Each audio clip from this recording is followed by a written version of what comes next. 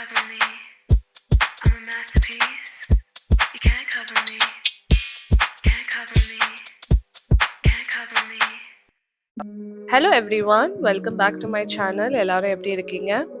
So இன்றைக்கி வந்து ரொம்பவே சிம்பிளான ஒரு ரெசிபி அண்ட் கிட்ஸ் எல்லாருக்கும் ஃபேவரட்டான ஒரு ரெசிபி தான் எப்படி செய்கிறதுன்னு பார்க்க போகிறோம். It's cookies. ஸோ குக்கீஸ்க்கு வந்து இன்க்ரீடியன்ஸ் நான் இப்போ வந்து சீஃப் பண்ணி ஆட் பண்ண போகிறேன்.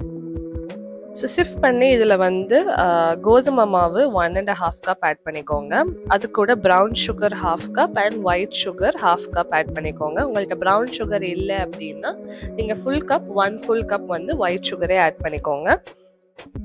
ட்ரை இன்க்ரீடியன்ஸ் எல்லாத்தையுமே தனியாக செப்பரேட்டாக ஆட் பண்ணிக்கோங்க.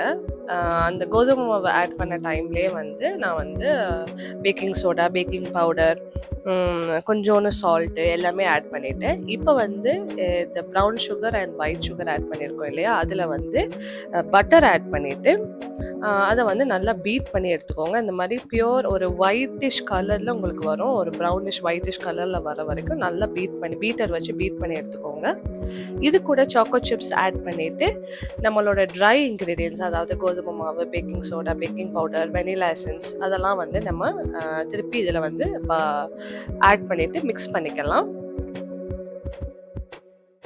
எல்லா இன்க்ரீடியன்ஸும் ரெடியாக இருந்துச்சுன்னா ரொம்ப குவிக்காக ஒரு 20 to 30 மினிட்ஸில் இந்த ரெசிபி வந்து உங்களுக்கு ரெடி ஆயிடும்.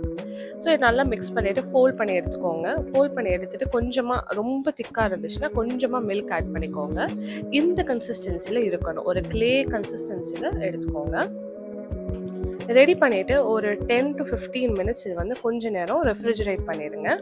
அதுக்கப்புறம் சின்ன சின்ன பால்ஸாக வந்து நீங்கள் ரெடி பண்ணி ஒரு பேக்கிங் ட்ரேயில் வந்து பேக்கிங் ஷீட் போட்டு அரேஞ்ச் பண்ணிடுங்க.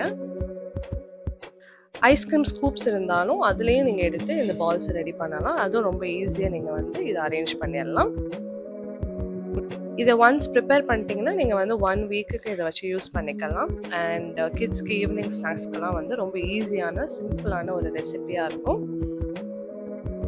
என்னோட அவன் செட்டிங்ஸ் படி ஒரு 170 to 180 டிகிரி செல்சியஸில் ஒரு 20 மினிட்ஸ் வச்சு நான் குக் பண்ணி எடுத்தேன்னா ஒரு ரொம்பவே டெலிஷியஸான ஹோம் மேட் குக்கீஸ் ரெடி ஆயிடுச்சு.